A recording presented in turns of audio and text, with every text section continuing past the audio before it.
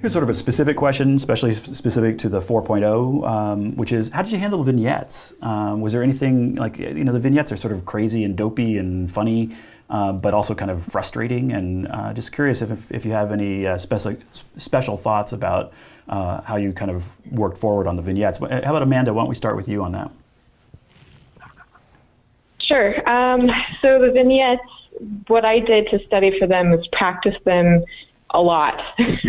I would read the study guide, which was kind of helpful sometimes, but then I would practice the vignette, double check it with NCARB, and then I would go online. There are several forums online that I would comb through because people would post their answers to vignettes, and then other people would grade them. And so it's really helpful to see all of the mistakes that everyone makes so that you know what not to do versus just you're on your own in your own little box and just looking at NCARB's website. Yeah, and the answers. Program itself, you really have to feel comfortable in the program, using the program. Like one of the crazy things about the vignettes is that at least 50% of that of the grading is really, did you know how to use the program, which is one of the reasons why they're going to be gone in 5.0. Allison, what'd you think about the vignettes?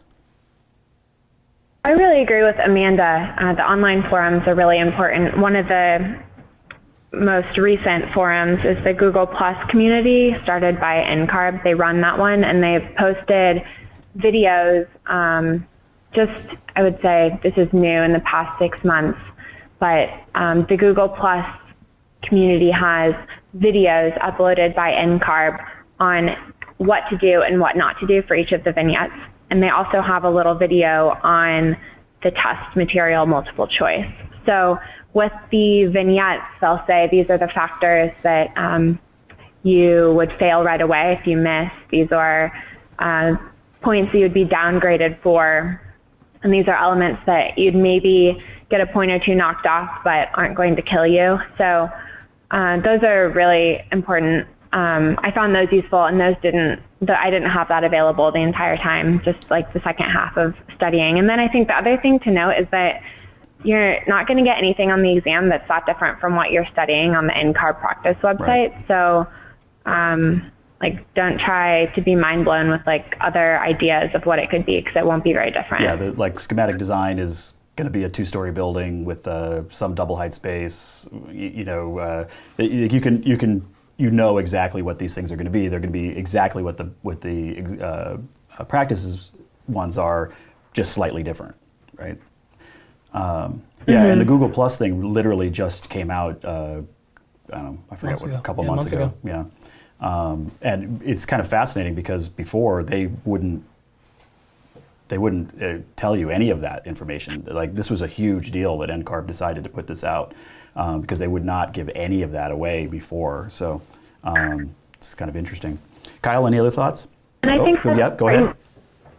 I was just going to say one more thing on that note, that since NCARB had never directly put anything out before, a lot of the previous forums and blogs would speculate on, we've heard that NCARB,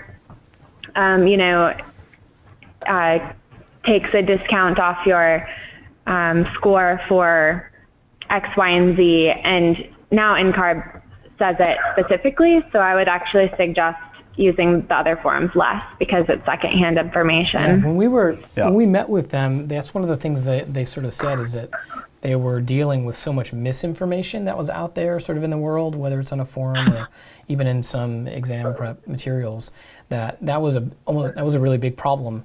And so that's actually one of the reasons why they put this together and why they're leading it. Yeah, because like I say, it's a about face from their previous stance, and that about face was really because of exactly that issue, that there was just so much false information out there. Kyle, any other thoughts? Sure.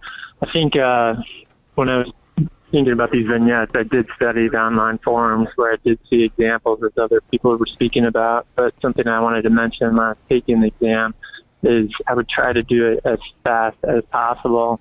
I think we had maybe 30 minutes or something to do it, and I would really try and do it in 10 to 12 minutes and just get something on there as quickly as possible.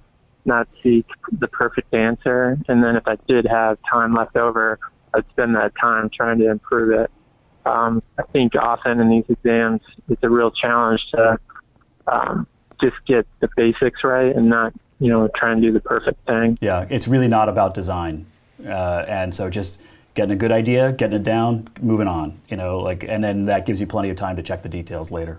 Yeah, I couldn't agree more.